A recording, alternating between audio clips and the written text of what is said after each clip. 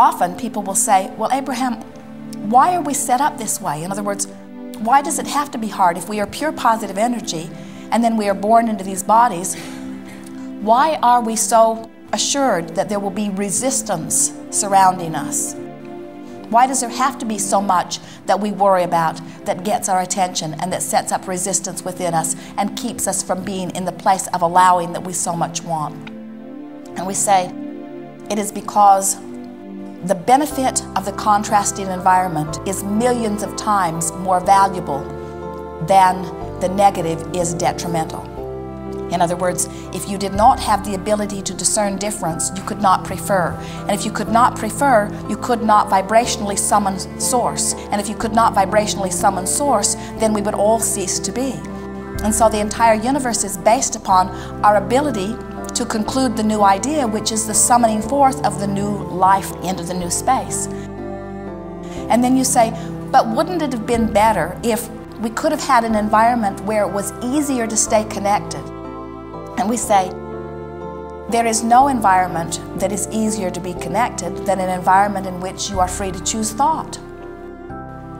And you say, but it's hard to choose a thought that feels good when there's so much around me that feels bad. And we say, only because you haven't practiced it that way. Only because you've been convinced that you've got to clamor around the problem in order to find the solution. And there is truth in some of that. The clamoring around the problem is what is giving birth to the desire, you see. And so it's all an integral part of all of this. There are some who say that we should not encourage you to have desire. And yet, we cannot stop you from having desire. The universe is established to produce desire. There are some who say it is inappropriate to have desire, and we say those are only those who have not figured out how to find vibrational alignment with the desire, so the desire is always painful. We understand why you would not want to have a desire that is painful, but the only reason it is painful is because you have not yet learned how to allow.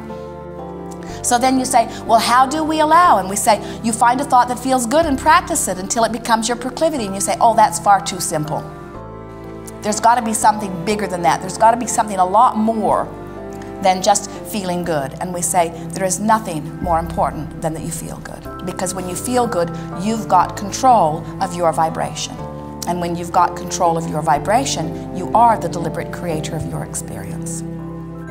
So when you say, why do we have to allow? We say, it is because you were born into an environment where there are choices. You were born into an environment where there is variety. In other words, if you lived in a household where everybody thought exactly the same way, and nobody had any contention about anything, everybody wanted everything exactly the same. You were all born to love pizza, and you were all born to love milk, and you were all born to love the color yellow, and you were all born to love hardwood floors instead of carpeted floors, and you were, in other words, if you were all born with these samenesses, you say, oh, we would get along so famously. We all sing the same songs and we do the same things, and we say you would not be stimulated to a new idea, and a continuing life force could not continue to be drawn within you because we all need an active calling. That's big. We all need an active calling. There has to be an activation of that summoning of energy. And as long as there is an activation of that summoning of energy, then life continues, and it is our promise to you that life will always continue. And so you say, well, this activation of this energy is a good thing, but my resistance to it is not a good thing. Why do I have to learn allowing? And we say, you would not have to learn allowing if you had not learned disallowing. And you say, that's my point exactly. Why was I born into an environment where I learned disallowing? Why do I have to go back now and learn how to allow? Shouldn't I just naturally allow? And we say, because you wanted the environment of difference, and you needed to find your bearing, and you needed to find your place, and you needed to decide what you want. In other words, we promised you, you did not want to come into an environment where you just said yes, yes, yes, yes, yes, yes, yes, yes, yes to all of it. You wanted to say yes, no, well, maybe. Well, what do I think? What do I conclude? What is my preference? Otherwise, your perspective has no value if you are not here to decide, to discern, to prefer something new, you see. So then you say, but I thought we are all one. And we say, we are all one, playing off one another for the purpose of coming up with a new idea. And you say, well, it's painful because now I have to learn how to allow all over again. And we say, you'll be all right. you can use your guidance system to know if you don't get too far from where you are, it's always easy to bring yourself back to center. And even if you do get far from where you are, it's still easy to bring yourself back to center. It just takes deciding that feeling good is worth something and practicing with real determination to feel good for no other reason than to feel good. And in time, you show yourself that allowing is not a big issue. It's easy to allow. In fact, it is your dominant proclivity. You would much rather love than not love. You know how we know that? When you don't love, you feel miserable. You would much rather praise than criticize. You know how we know that? Because when you criticize, you feel awful, and when you praise, you feel wonderful. You would much rather know your success and know your value than to feel that you do not have value. You know how we know? Because we feel your pain when you choose the other. In other words, we think that it must be so easy to know the stove is hot. In other words, that does not feel good. It does not feel good to put your hand on a hot stove. And we do not understand sometimes why it is so hard to take your hand off the stove. And you say, my mother had her hand on the stove, her mother had her hand on the stove. Our family puts its hand on the stove. It's just what we all do.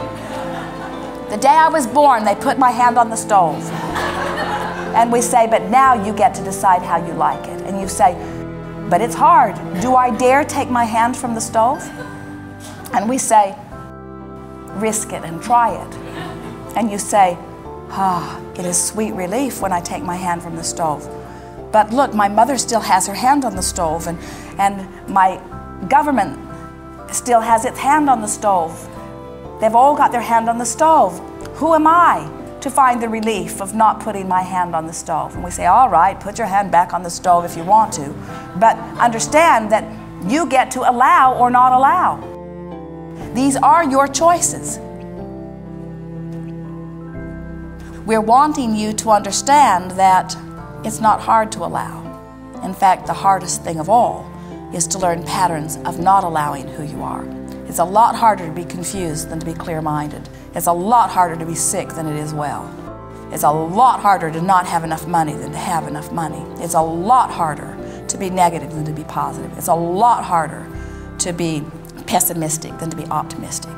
The hard thing is not allowing. It's easy to allow. You just have to give yourself permission to do it and practice it a little bit. You are on your own in this, and you like it that way. You came into this environment knowing that you would be in an individual consciousness that would have your individual preferences, and that anything that you in your powerful individualness identify as your desire source energy will answer. It is our expectation that you will prove to yourself that you have the ability to let it in. It is so much easier than you think. There's just one thing that you have to remember. It is good to feel good. It is good to feel good. Clarity is your natural state of being. Healthy is your natural state of being. Eager is your natural state of being. Loving is your natural state of being. It is natural for you to have desire, and it is natural for you to anticipate happy outcomes. And it is natural for you to love, and it is natural for you to sing, and it is natural for you to play. It is natural for you to skip. It is natural for you to be joyful. It is natural for you to know well-being. It is natural for you to expand. It is natural for you to question. It is natural for you to find interest. It is natural for you to want more. And it is natural for you to feel good. And anything else is resisting the natural state of who you are. There is great love here for you. We are complete.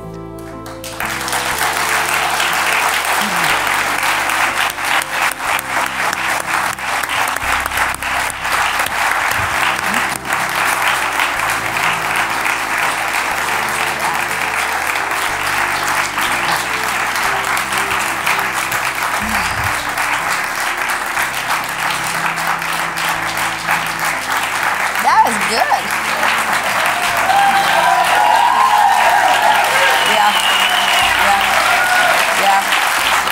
had a good one.